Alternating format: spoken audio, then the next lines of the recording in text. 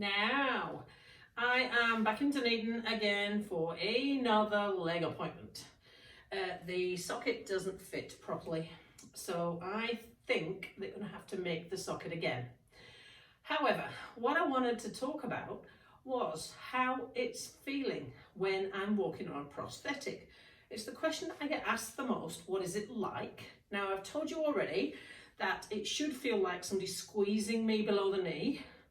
At the moment, it feels like somebody pushing in at the sides of my knee, and I can't feel any compression anywhere else, which is why I think the socket is going to have to be remade. But what I have noticed is that I have started to get used to the new sensation of having a prosthetic. No, it does not feel like it's my leg, but I am getting used to it. Now, what do I mean? Well, you're used to knowing what your toe feels like, how to wiggle your toe, what your ankle feels like, you know, how to wiggle your ankle, what to do if you want to do that or that, or this all comes as second nature to you because you've done it ever since you were a wee thing. But my left leg is having to relearn all this, whilst the right leg is still doing like it did before. So it's really is a mind game to try and get the walking correct. What I'm doing is sometimes when I'm walking, I am, instead of bending this leg at the back, I am doing this. Now, why am I doing that? Because when I'm walking, both legs have to do this, but I actually don't have a calf on this other side, so I've got no leverage. So what I've got to imagine I'm doing with my prosthetic leg is I've got to imagine I'm going like that. That's what it feels like, but my right leg's walking normally. Now, then it comes to moving the foot. So I've gotten used to where the foot is and where the floor is, and how I know that is because I feel a vibration up through my leg. It's new, it's a new sensation. My leg has had to learn that again so that it knows where the foot is in time and space. To begin with, I really struggled with that, and I would drag the foot on the floor because I wasn't sure what sensation I was looking for. But now I do, and we're looking for the vibration. But I then have to learn how to do this and this. That has been a challenge.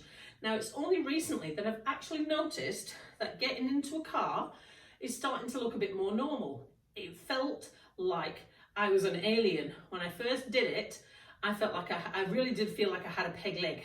But now, what I've noticed is that I've learned how to move it. So, if I want to do that on my left leg, I have to move it from the hip.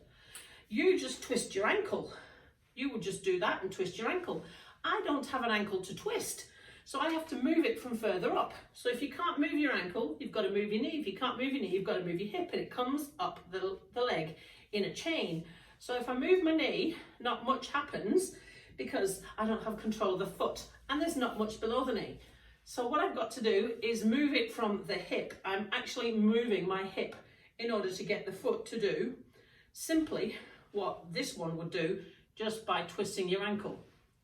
It's really strange. So what that means is if I've moved the hip to get the leg to there, where do I feel that? If I was to hold my leg in that position, yes, I'm feeling that up here. If you're standing on this leg, holding it in that position, where do you feel it? On your inner thigh.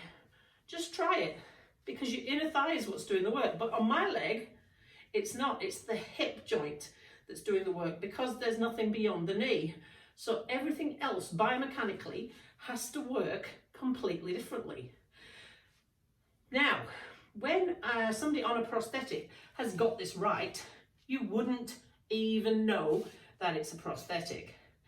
The reason I can't is because this doesn't fit right. So if you look at my knee, I can do that, and my leg is moving around inside the socket underneath.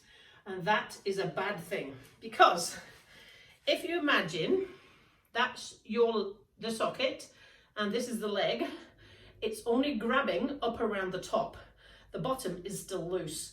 So then I'm going to get lots of rubbing. So I've been walking around this evening, not far, and it's starting to hurt on the outside and on the inside because that's where all the weight is going, and it shouldn't.